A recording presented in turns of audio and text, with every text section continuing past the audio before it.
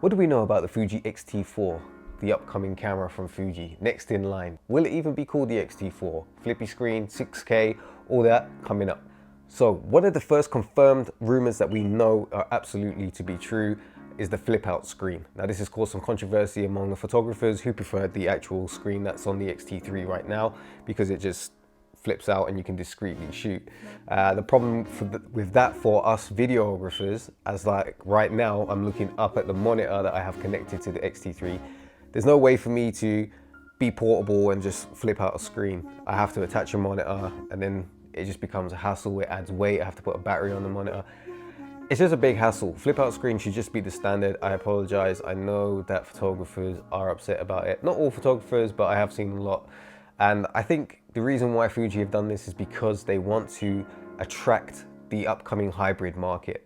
Now, it is the fastest growing market, as evident by Sony sales. You know, they've greatly, vastly improved their video capabilities in their cameras and their photography as well. Their autofocus is one of the best, if not the best. And I think even now Canon, we can see from their latest mirrorless or their DSLRs that they've actually put in a lot of features, and the upcoming rumored Canon camera might be a bit of a beast, but I really doubt all the specs that are coming out for that, because that would just make it better than any camera that they have right now. So anyway, back onto the X-T4. One of the other rumors for the X-T4 is that it will shoot 6K at 60 frames per second. I don't see that happening. I can't see 6K 60p. Maybe 6K 30, but 6K 60? 6K 60?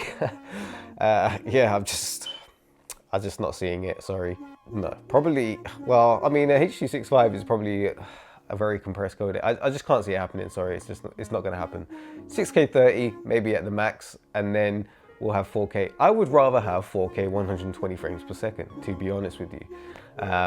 And that for me would be way better than having 6K, because that will allow me then to shoot a multiple range of slow-mo at 4K goodness. And the 4K, as we know on the X-T3, is one of the best that we've seen so far on such a cheap camera. So one of the biggest new rumored features is the IBIS. Now I haven't actually, well, I've used the camera with IBIS, the A7S II, but it didn't really make a difference to me. I didn't really see anything. I think this is a good addition and I'm pretty excited. I think that a lot of people will enjoy the IBIS feature, especially if you're shooting handheld, which I'm trying to do a lot of now. And when I think about it, and if I want to do like some more vlogging style for people who are like very solid hybrid shooters, if you want to go out and you want to like hold the camera out in your hand and you want to like talk to yourself, it can get shaky and your arms do shake a bit. To have that IBIS in there, maybe combined with the kit lens or the 18mm or even the 10-24, with the stabilization with that together, you get dual IBIS.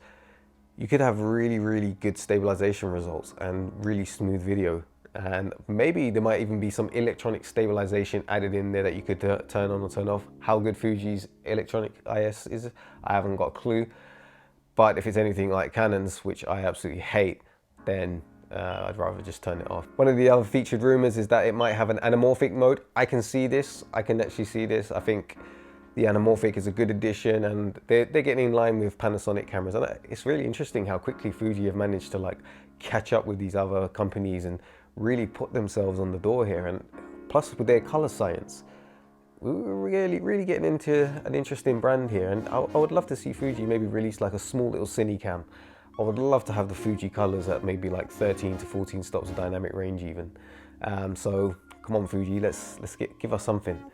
The other news that people might not like is the fact that with the added IBIS and the flippy screen, the camera itself will be heavier. It might be a little bit thicker. I don't know how much heavier it's going to be, and I don't know how much thicker it will be. I would imagine it will be a little bit more, especially with the 6K. With the heat dissipation, I can't understand how they're going to manage to fit it in such a small body. There must be a fan in there somewhere, because the Panasonic has a fan, and I'm pretty sure any other camera that shoots 6K's got a fan as well. So it's going to be interesting. Now, when are we expecting it to be released? Bizarrely, we're expecting it to be released in March. I don't know if this is true. This is one of the things I don't get. It's very soon. I feel like it's very soon. And the real question is whether you need to upgrade. And I don't know how many people who are photographers would find the X-T4 beneficial. Because if you need IBIS, why don't you just get an XH1? If you need really good autofocus, you got the X-T3. So I'm not really sure who the XT4 is at the moment, because photography wise, I haven't heard of any significant incremental increases in an upgrade. That was a very complicated way of saying a great upgrade.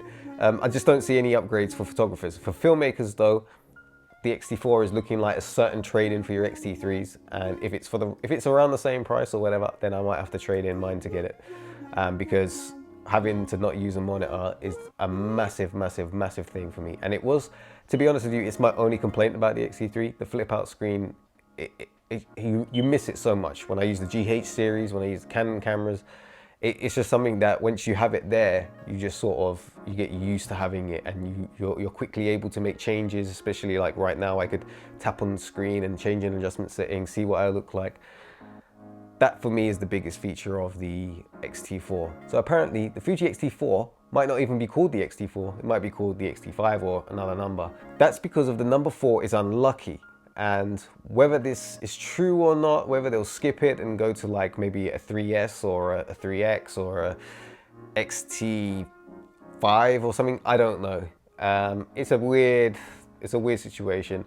I don't really care, to be honest with you. I don't care if they call it the XT10 or the XT100. Doesn't bother me. And that was my cat. All I care about is that I have a flip out screen, 4K 120 frames per second. If we don't get that, then I'm not going to be too bothered, but I would rather have had that than the 6K, which I don't see a need for right now. And also, I would like to see an increase in dynamic range. I think the dynamic range on the Fuji is nice, but if there's a way to like just pump in a little bit more, because it can suffer sometimes, especially in like mixed lighting and high contrasted lighting, and yeah, it just doesn't do too well. That it's good, trust me, but yeah, it just needs that little something more. One of the things I'd really love to see on the new XT4 is a new HDMI slot, a full size one. I cannot stand the HDMI slot that's on here right now.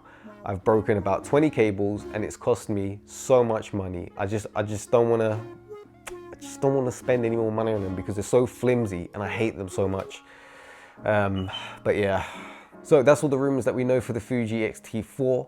I haven't heard anything else confirmed, anything major. I will let you guys know. I'm excited. Are you excited? Fuji gang for life. Anyway, enough of that malarkey. If you want to see more videos like this, hit that subscribe button to stay tuned for more videos. Peace out.